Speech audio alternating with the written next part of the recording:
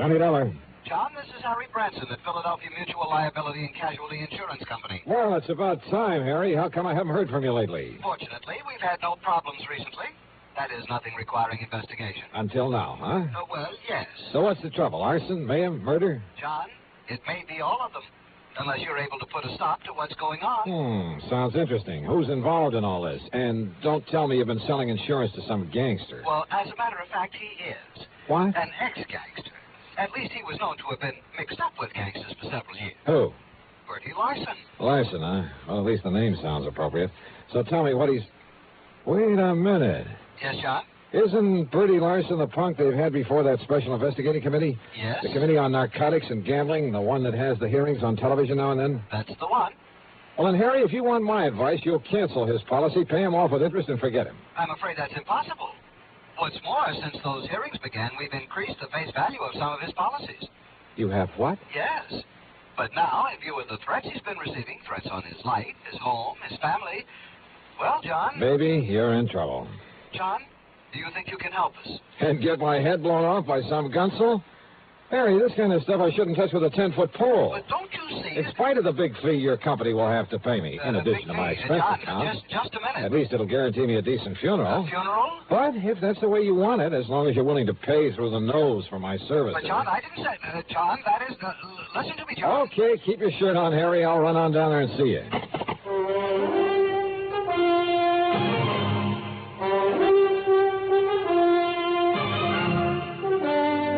CBS Radio brings you Bob Bailey in the exciting adventures of the man with the action-packed expense account, America's fabulous freelance insurance investigator. Yours truly, Johnny Dollar.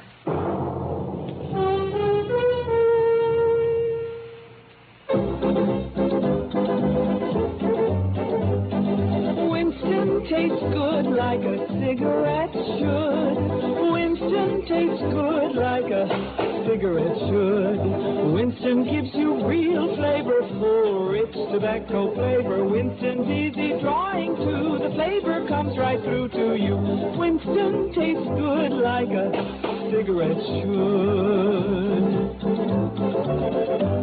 A modern filter? Sure, Winston has it. But that's only the beginning of a Winston. Up front, up where it really counts, Winston packs exclusive filter blend. Light, flavorful tobaccos, specially selected and specially processed for filter smoking. Filter blend. That's why it's fun to smoke Winston, America's best-selling filter cigarette. Winston tastes good like a cigarette should. And now, Act One of yours truly, Johnny Dollar.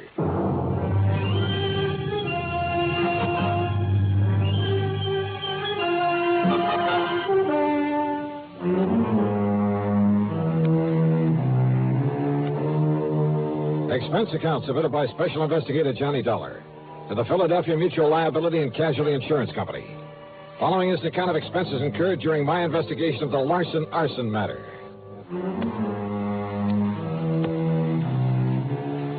Expense account item 1, 1120 for a train to Philadelphia and a taxi to Philly Mutual's office over on Walnut Street. It was late in the afternoon, but Harry Branson, the perennial worrywart, was still there waiting for me, and he wasted no time in getting down to business. Now, Bertie Larson, or more properly, Herbert James Larson, lives out in Penfield, John. Oh, yeah, that's kind of part of West Philadelphia, isn't it, Harry? Just beyond. He and his wife live in a very nice one-story brick home that we've insured for some $30,000. But he must have done fairly well in the rackets and had sense enough to put some aside. Also, John, we've insured his personal property, furniture, clothes, all the things in the house and so on, for some $20,000. No kidding. And didn't you say you've increased some of his insurance lately? To the figures I just mentioned.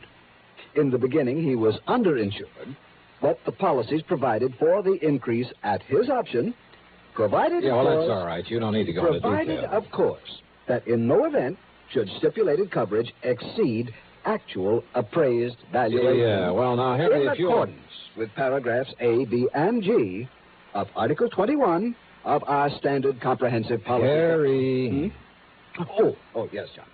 Also, his life is insured with us for $20,000. Making a total of $70,000. $70,000, yes. So if everything goes, including Bertie himself, somebody's liable to collect plenty. Exactly. Okay, who's the beneficiary? His wife, Nora. I see. And now you say that somebody's been threatening him. Oh, yes. Ever since he agreed to appear before this investigating committee. What kind of threats? Over the telephone, he tells me, warning him that if he continues to testify, well, they haven't directly threatened his life, as I understand it, but they might as well have. And then last week... Wait a sec, Harry. Haven't the police been in on this? Oh, yes. Yes, they have. And for a while, they kept some men stationed about his place. So, naturally, nothing happened. But last week, John, when he returned from one of the hearings, he phoned me and said that he'd found a can of gasoline standing on his front doorstep. Just a hint, of what might happen if he doesn't clam up. Yeah, that's an old-style gang warning. Yes, a very obvious threat to burn up his home. But he's continued to appear at the hearings? Yes. And if he's killed off by these people, if his home is burned out from under him... By what people, Harry? Has he any idea who might be behind this monkey business? Well, of course. It must be someone who was involved with him in narcotics and illegal gambling at one time or another. But he doesn't know exactly who. Not specifically. He says he never recognized the voice on the phone, and, of course, it was probably well disguised. Do you suppose he's still involved in the rackets? Oh, apparently not, or we'd never have sold him insurance. But then who can be sure? The point is, John, that if anything does happen to him or to that home of his, the company will have to pay out sizable sums of money. Naturally, we don't want to do that. No. And if he can be protected properly, well, John, that's why I telephoned to you. Yeah, but Harry, the kind of protection you seem to want for him is something for the police to provide. John, I am convinced that the protection they are giving Bertie Larson is wholly inadequate. You told them so? I most certainly have. But they simply refuse to listen to me. Well, that is why I called you. Oh, I'm sorry, Harry, but it seems to me that... Well, okay. Give me his address. Tell me who the police contact is, and I'll see what I can do for you. I dropped my bags at the Bellevue Stratford. Then, having missed my lunch, I spent item 2, $5.25 for a drink and some early dinner. Item 3, $50 deposit on a rental car, and I headed out through West Philadelphia to the address in Penfield. As Harry had said, it was a nice place, not large, but neat and modern, sitting at the end of a new street. Apparently, there was no one home. I looked around to see if there was a patrolman watching over the place. No one. Nothing. And the street itself was deserted. I was just about to swing around and head for police headquarters when I noticed a thin streak of light from one of the rear windows in spite of the drawn shades. Yeah, I suppose I'll learn one of these days not to be so curious. But I walked quietly up the driveway beside the house. And then I heard something. Just a little sound, as though someone had quietly opened or closed a door at the side of the garage in the rear. And I suddenly caught the smell of gas, of raw gasoline. It was coming from the garage. I carefully edged my way on back there, hoping I wouldn't trip over something in the darkness that would give me away. The smell of gasoline was stronger, now much stronger. My next step was into a puddle in front of the garage door. I remember bending over to sniff at it, and it was gasoline, all right. And I remember a flashlight stabbing through the darkness behind me. But as I rose and turned...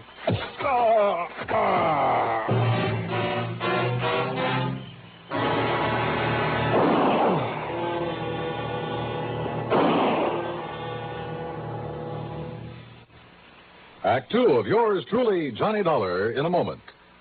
Question: where will you find the leading stars of the entertainment world? Answer: right here on CBS Radio. Gary Moore, Arthur Godfrey, Andy Griffith, Bob and Ray, Art Linkletter, Amos and Andy, and more. The gang's all here. You'll also find the New York Philharmonic and the Metropolitan Opera back on the air. Remember, the star's address, CBS Radio.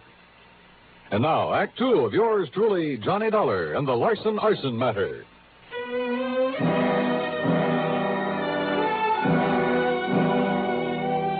I came to in a hospital room, and I had company.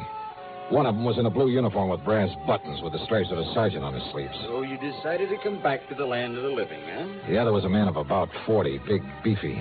And in spite of his rather flashy clothes, he looked as though he hadn't shaved his fat, truculent face for a couple of days. Oh, well, I'm sure glad he's okay, Sergeant. Only How was I to know he wasn't somebody come to carry out them threats against me? You know, you're lucky you didn't aim those shots at him, Bertie. He actually tried to kill somebody, Sergeant. Like I told you, I know the noise it'd bring on the nearest flatfoot. Bertie, huh? Yeah. Gee, Mr. Dollar. Now, you just take it easy, Dollar. Bertie nearly broke your head when he found you prowling around his home a while ago. Oh, brother, you're telling me. But I didn't know, Dollar.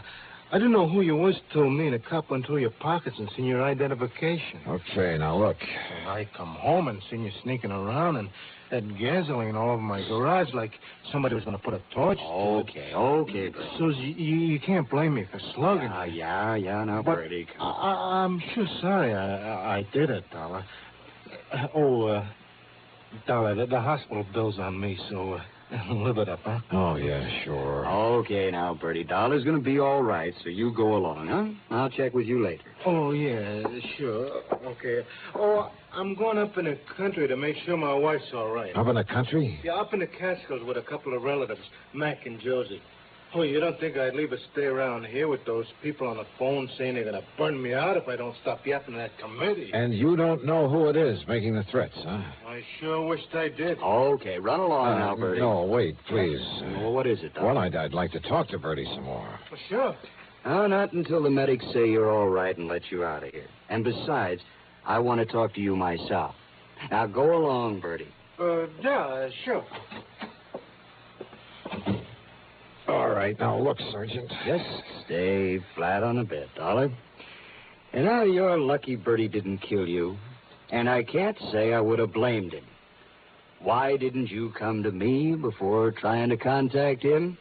I could have given you all the information you need about this case. Now look, Sergeant. Not only have saved you a lot of trouble, but kept you from getting banged on the head. Okay. All you private dicks are alike. Now listen, will you? As for that nosy guy over at your insurance company who's been bothering me 3 and 4 times a day, well, now I've got 2 of you to keep from upsetting the apple cart. What's that supposed to mean? Bertie Larson isn't the man this investigating committee's after. What? Of course not. He's strictly small time. And he hasn't even been that since he served a stretch on a burglary arson rap. What about the narcotics and gambling that's under investigation? He was never any more than a messenger boy for the big shots. Well, now, what's the importance of these hearings? Now, don't you see, if the committee can hold him up as a guy who talks and doesn't get hurt by him, well, it'll help them flush out some of the others.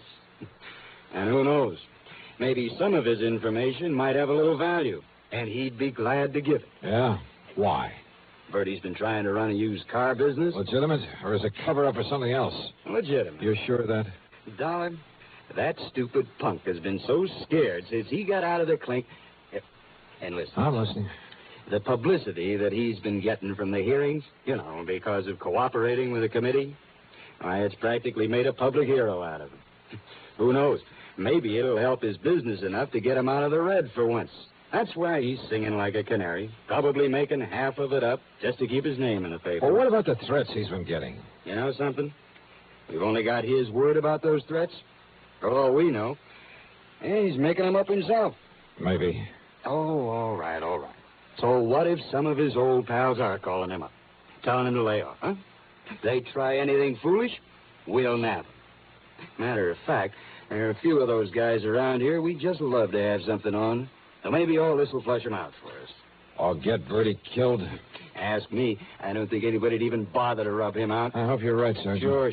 So, Ollie, that's that. No, when all you're right. up and around, come on over to the station and see me. But meantime, leave this to me, will you? Oh, wait a minute, will you? What about that gasoline he mentioned that was spilled all over his garage? Oh, one of those shots he fired. And now look. Drilled a hole in a can of gas he had lying around. Yeah? Sure, saw it there myself. Look, Sergeant. See you later, Dollar. Wait a minute, will you? Sergeant!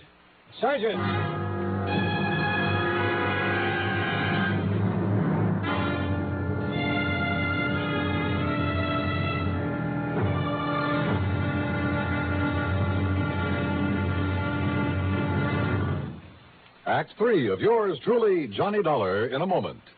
Here's Hollywood star Mona Freeman. Who feels like acting with a miserable cold? I relieve cold distress the fast way with 4-way cold tablets. Yes, tests of all the leading cold tablets proved 4-way fastest acting.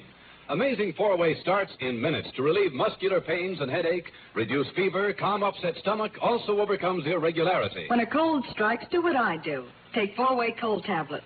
It's the fast way to relieve nasty cold distress and feel better quickly. Four-way, only 29 cents.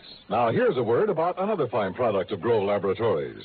Had dandruff for years? Now get rid of it in 3 minutes with Fitch Dandruff Remover Shampoo.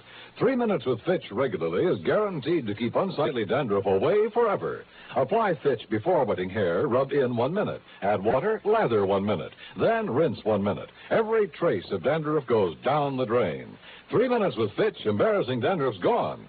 Fitch can also leave hair up to 35% brighter. Get Fitch Dandruff Remover Shampoo today.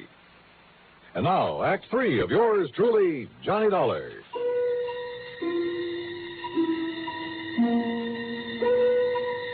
There was something all wrong about the whole setup. I'd smelled the gasoline around that garage before Bertie Larson had slugged me.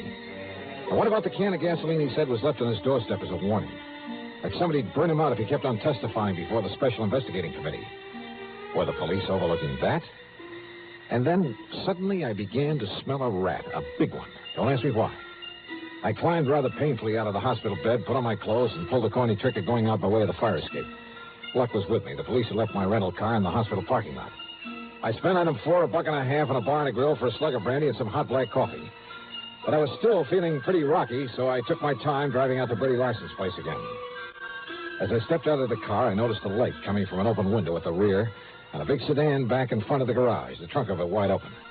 Bertie's, or the car of someone who'd come to put the torch to his home. I didn't have to wait long for an answer.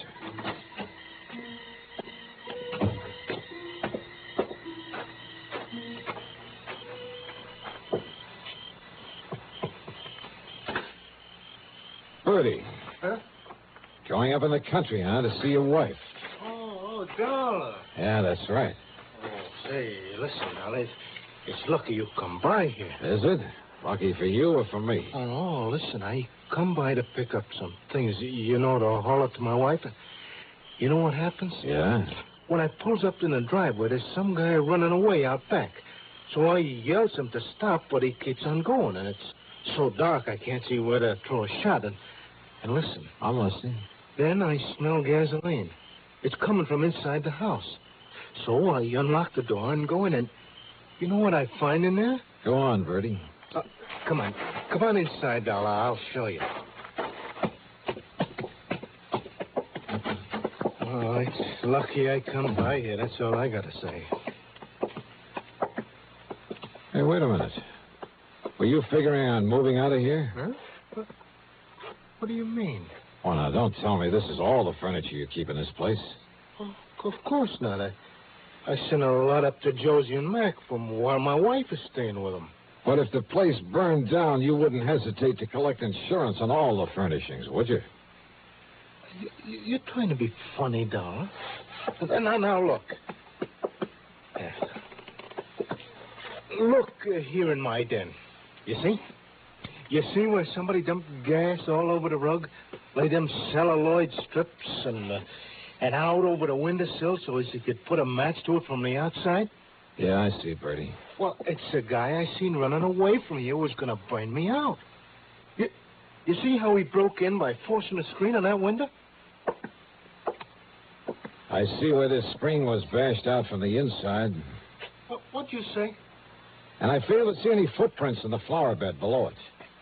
No wonder you served a term for arson, among other things. Huh? Oh, listen. I mean the sloppy setup you made here. What are you talking about? You've been losing your shirt in the used car business. So it looked like you might have to take a chance at the rackets again. Are you out of your mind? But then this investigating committee came along. Talking freely before them gave you an excuse to claim you were getting threats. Oh, now, listen. You filled up the insurance on this place to the limit. Then gave out the tale about gasoline left on your doorstep as a warning. Oh, listen. All of it. So that when your house went up in flames, everybody would think it was set by the mythical person who was supposed to be making the threats. You're crazy. Meantime, of course, you've carefully emptied the place of anything valuable. In storage with these pals of yours, Josie and Mac, up in the Catskills, if any such people really exist. Now, listen. This home and the garage would probably be nothing but ashes right now if I hadn't come along earlier. could have killed you then, Dollar, so Killed maybe me? I'd better... I think you were just a lousy shot. Yeah? But when all that noise brought the police and you found out who I am, why, sure, you could use me to help build up your case for whenever you decided to fire this place. You thought. But it didn't work, Bertie, because... Oh, no, you don't. Come on, put your hand up. Come on, over your head. Reach, Bertie. No, listen. Can't even pull a gun quickly, can you? You don't need to, Dollar. Oh, what? Don't move. I'm right in back of you. Drop the gun. Kill him. Yeah, Nora. Kill him. We'll fire the joint and get up in the country where Josie and Mac will swear we've been with him all the time. Yeah, Bertie.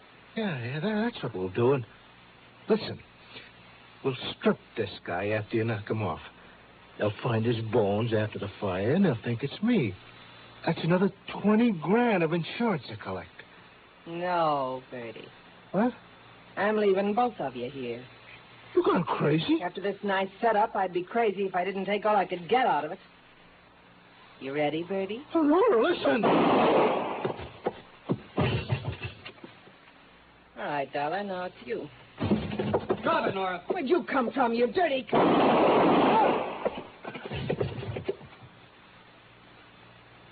Thanks, Sergeant. Oh, that's okay, Dollar. But you can be mighty glad that hospital called me up when they found you'd sneaked out on them. You know something, Sergeant? Yeah? I'm mighty glad.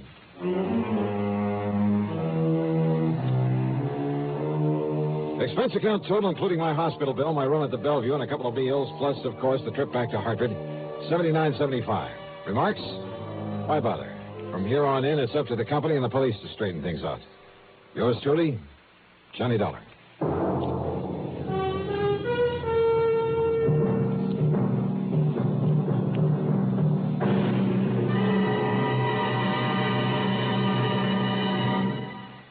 Our star will return in just a moment. Constipation can be a problem for anyone, even doctors.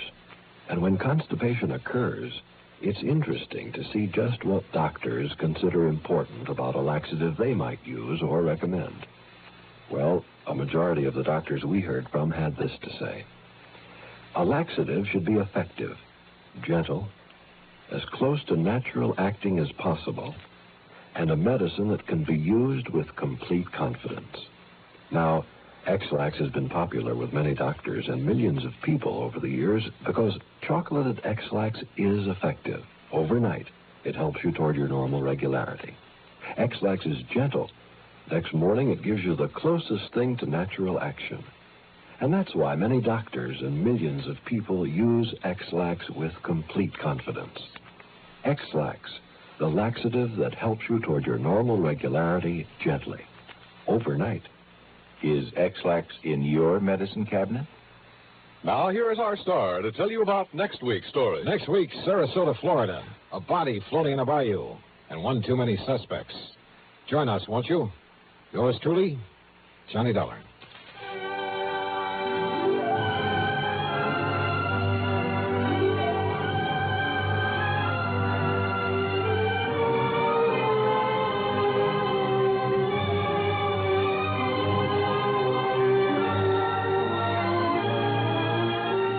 Yours truly, Johnny Dollar, starring Bob Bailey, originates in Hollywood and is written, produced, and directed by Jack Johnstone.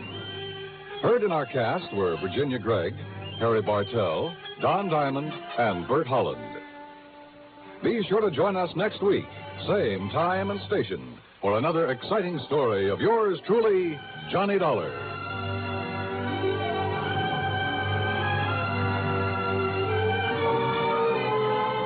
This is Dan Cumberly speaking.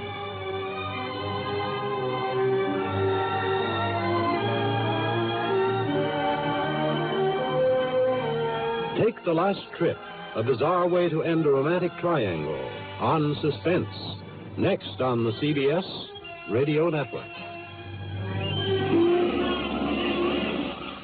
Hello, my name's Henry J. Mitchell. Mrs. Mitchell and I are standing here on the second deck of this ocean liner, waiting to start our trip around the world.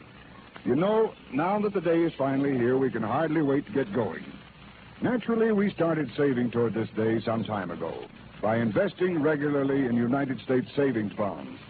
We felt that by saving with Series E bonds, we were making the wisest, safest investment possible. What's more, our dollars were also helping our country. You see, the money that goes into U.S. savings bonds helps to keep America strong. We all know that peace costs money.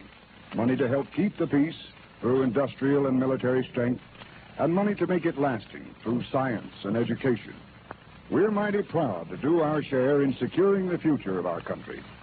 Are you doing your part? Start today. Invest regularly in United States savings bonds. WROW, Radio 59.